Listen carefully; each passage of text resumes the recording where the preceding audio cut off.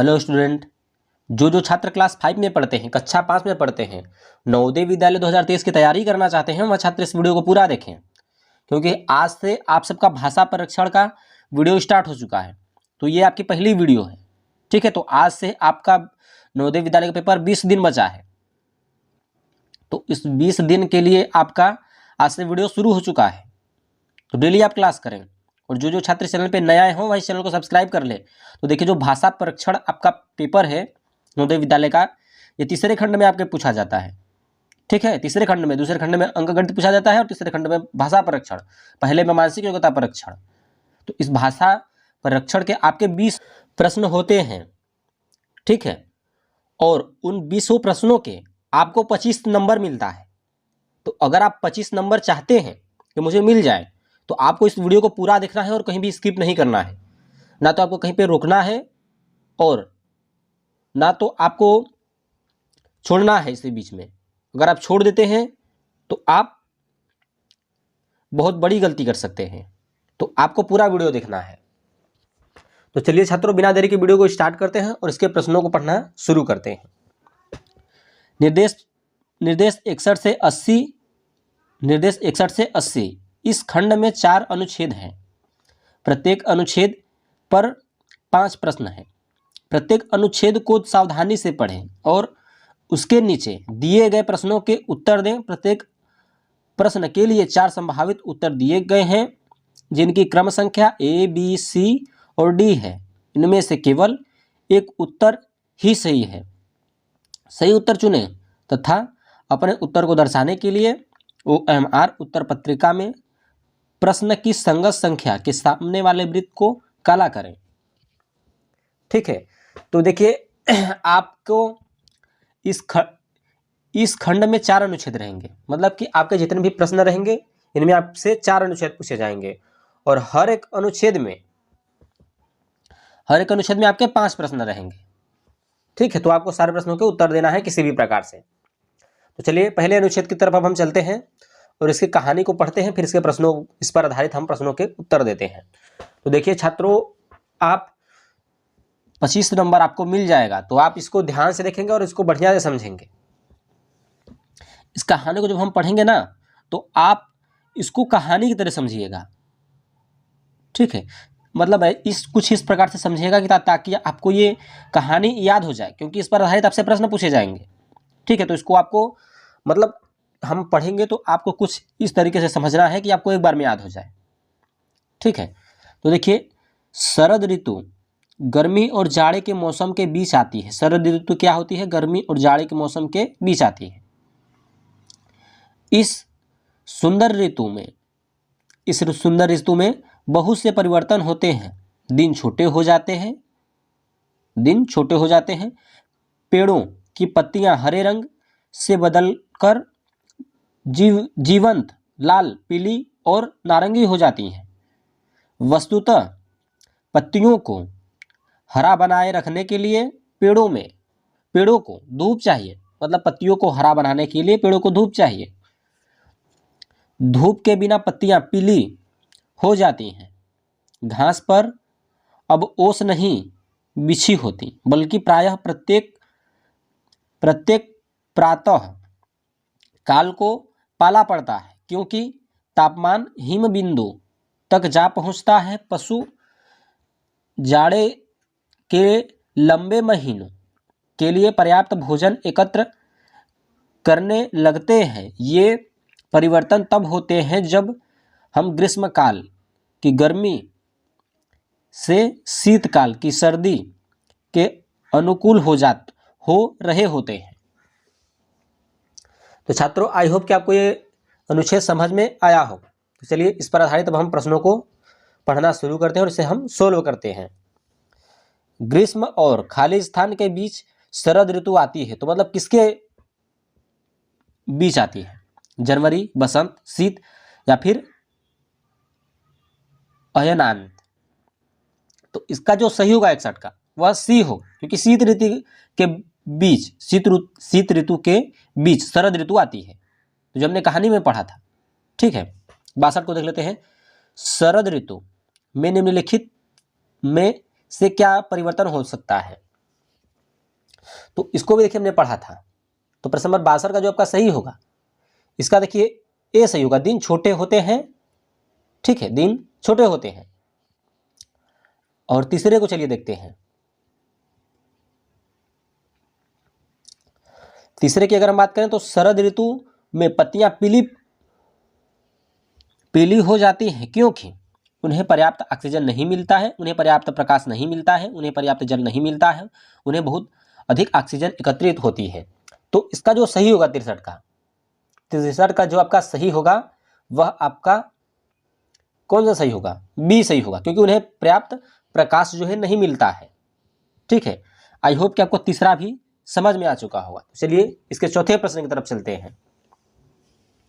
तो ये आपका प्रश्न नंबर 64वां आ गया, मतलब इसके 64 प्रश्न। शरद ऋतु के बीतने की तैयारी करते हुए पशु क्या करते हैं? भोजन एकत्र करते हैं, कम भोजन खाते हैं, फिर गिरा देते हैं, रंग बदल लेते हैं।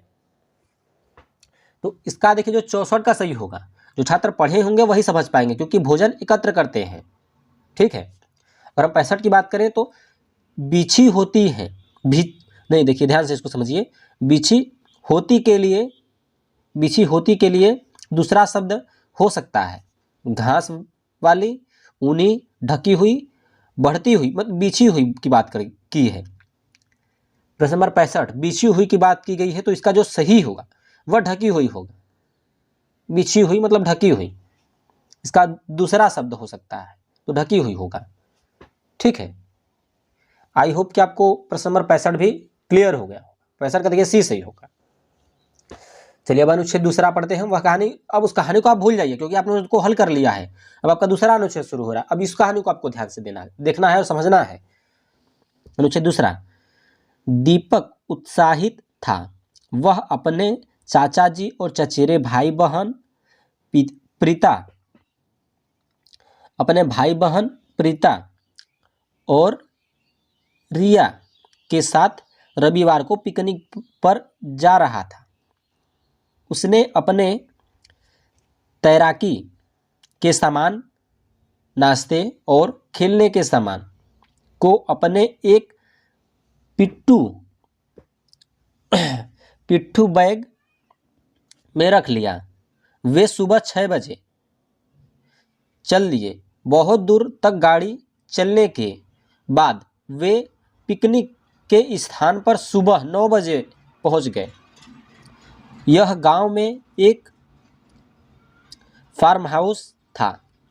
उन्होंने गांव के चारों ओर घूमकर धान के खेत देखे और जाना कि चावल कैसे उगाया जाता है। वे पेड़ों पर चढ़े और आम तथा अमरूद तोड़े। दोपहर को एक पेड़ के नीचे बैठकर उन्होंने दोपहर का भोजन किया। जब चाचा जी ने कहा कि अब घर लौटने का समय है, तो वे और देर तक ठहरना चाहते थे, क्योंकि उन्हें गांव बहुत अच्छा लगा। तो आई होप कि आपको ये कहानी समझ में थोड़ा बहुत आ चुका होगा। तो अब इस पर आपको प्रश्न हल करना है। तो आपका आ गया प्रश्न नंबर 66। उत्साहित शब्द का अर्थ है विश्वस्त, बहुत प्रसन्न, व्यस्त या फिर निराशा। व्यस्त या फिर निराशा, तो कौन सा सही होगा? प्रश्न नंबर 66 का जो आपका सही होगा, प्रश्न नंबर 66, तो इसका देखिए बी होगा, क्योंकि बहुत प्रसन्न, उत्साहित मतलब आपको बहुत प्रसन्न। ठीक है, ये आपको क्लियर हो गया होगा। अगर हम 67 की बात करें, दीपक और उसके चचेरे भाई बहन, खाली स्थान यहाँ पर है, तो वही आपको इसमें से ढूंढकर करना है। गांव में उब गए, ने पिकनिक का आनंद लिया, घर वापस आना चाहते थे, पेड़ों पर न चढ़ सके। तो जो 67 का आपका सही होगा वह आपका बी होगा, पिकनिक का आनंद लिया। 68 अब आ गया आपका प्रश्न नंबर, दीपक अपने खाली स्थान के साथ पिकनिक पर गया, मतलब यहाँ पे खाली स्थान है, तो वही वहाँ पर कौन सा शब्द फिट होगा? माता पिता, चाचा जी और चचेरे भाई बहन, सी मित्रों या फिर डी बहन। तो जो आपका प्रश्न नंबर 68 है, इसका आपका जो सही होगा तो इसका जो सही होगा वह बी वाला होगा, चाचा जी और चचेरे भाई बहन। ठीक है, तो आई होप कि आपको अनुच्छेद दूसरा भी क्लियर हो गया होगा। चलिए आगे के प्रश्न की तरफ चलते हैं, यानी कि 69वें प्रश्न की तरफ। छात्रों, अब इस प्रश्न का, इस अनुच्छेद का 69वां प्रश्न आ चुका है। तो पिकनिक का स्थान एक में था, मतलब किस में था? तो पार्क में था, समुद्र तट, या फिर गांव में, या फिर तरल ताल में। तो यह देखिए पिकनिक जो था स्थान वह गांव में था, सी वाला सही होगा। प्रश्न नंबर 69 का आपका सी सही होगा। चलिए 70 को देखते हैं। चाचा जी ने दीपक को दिखाया कि कैसे हम खाते हैं, तैरते हैं, गाड़ी चलाते हैं, चावल उगाते हैं। तो चाचा जी ने क्या दिखाया? चाचा जी ने तो चावल उगाते हैं, मतलब चावल उगाते हैं, चाचा जी ने तो यही दिखाया था दीपक को, यही आपका देखिए सही होगा। चलिए आई होप कि आपको दूसरा अनुच्छेद भी क्लियर हो गया होगा। चलिए हम तीसरे अनुच्छेद को देख लेते हैं।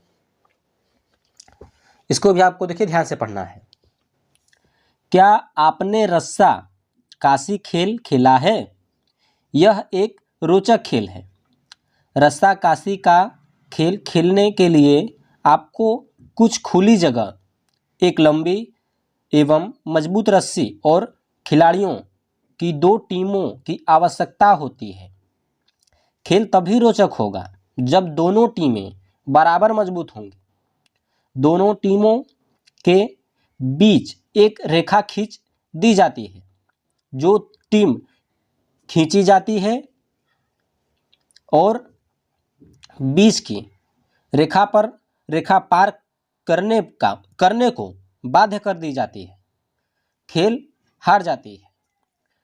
टीम के सबसे शक्तिशाली सदस्य को चाहिए कि वह रस्सा काशी के अंतिम छोर को मजबूती से पकड़े रहे और टीम को संगठित होकर रस्सी को खींचना चाहिए। खेलने के स्थान से पत्थरों को साफ कर देना चाहिए, अन्यथा उनसे चोट लग सकती है। तो छात्रों आपने ये अनुच्छेद पढ़ा होगा, यह रस्सा काशी खेल है। तो इस पर अब आपसे प्रश्न पूछे जाएंगे तो आपको इनके उत्तर देने हैं।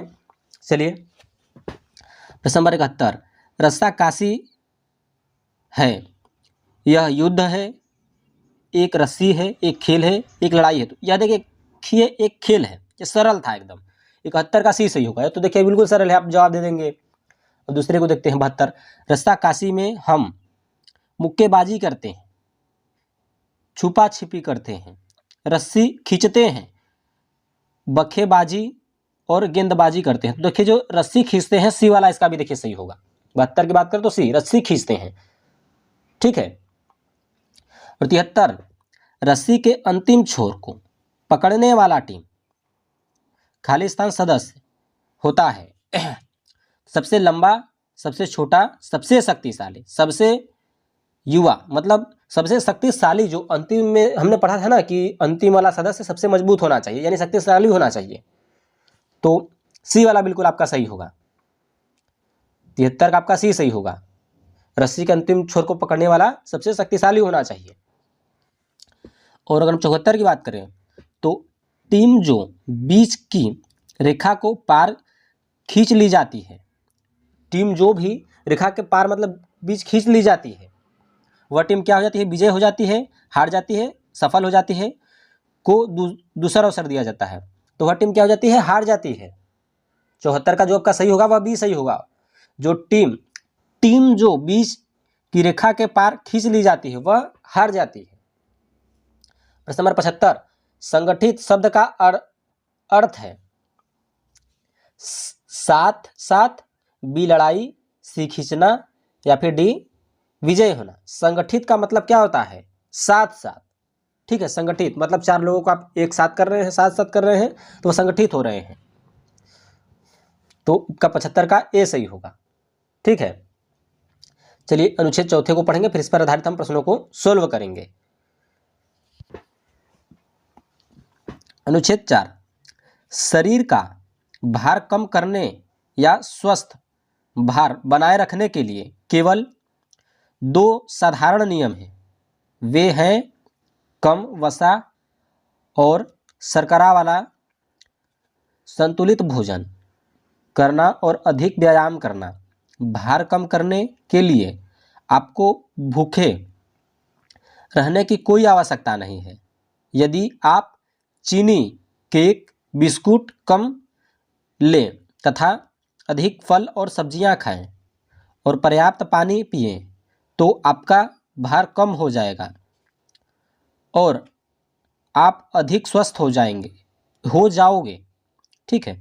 प्रतिदिन सैर के लिए जाएं, साइकिल चलाएं, टेलीविज़न देखने या वीडियो गेम्स खेलने के स्थान पर आप अधिक सक्रिय रहें। ठीक है। तो आई होप कि आपको ये भी समझ में आ चुका होगा अनुच्छेद। अब इसके प्रश्नों को पढ़ना शुरू करते हैं और इसको हम सोल्व करते हैं। तो आपका आ गया प्रश्न नंबर 76। हम स्वस्थ कैसे रह सकते हैं? केवल बिस्कुट खाकर, केवल व्यायाम करके, संतुलित भोजन खाकर और व्यायाम करके, डी अधिक फल खाकर। तो इसका आपका कौन सा सही होगा?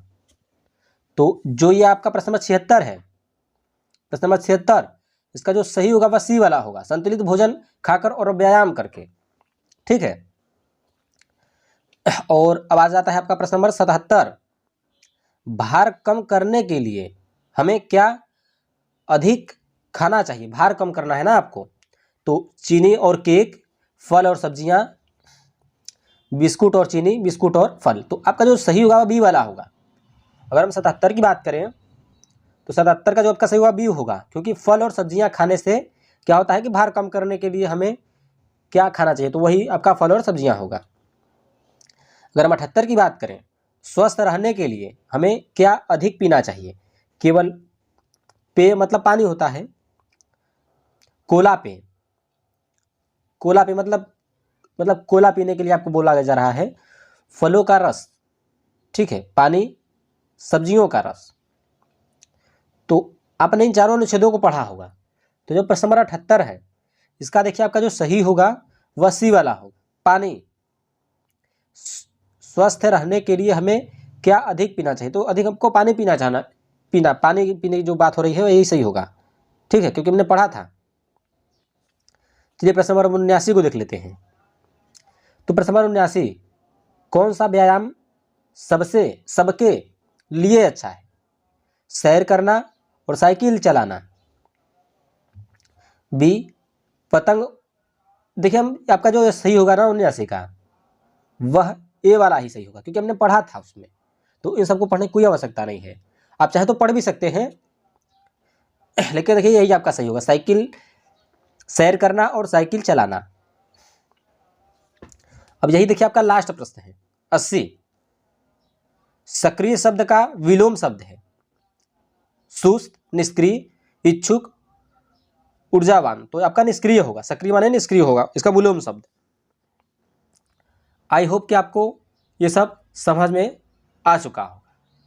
तो छात्रों देखिए, अगर आपको 25 नंबर चाहिए तो आपको इस वीडियो को कहीं भी स्किप नहीं करना था। तो बहुत से छात्रों ने स्किप किया होगा, तो वह तो हमें लगता है कि अच्छा नंबर नहीं ला पाएंगे। और जिन छात्रों ने अगर इस वीडियो को पूरा देखा होगा, तो मैं उन्हें बोल रहा हूँ कि अगर आपसे पेपर में जो कुछ भी पूछा जाता है तो आप उनके जवाब कुछ परसेंट पूरा सही ना सही तो आप कुछ ना कुछ तो सही जवाब देंगे। ठीक है। और इसी पर आधारित अगर 3-4 वीडियो मेरी बन जाती है, सभी को आप देख लेते हैं, तो आपका दिमाग तेज हो जाएगा। आप ऐसे प्रश्नों को यूं ही ऐसे ही जवाब दे देंगे। ठीक है।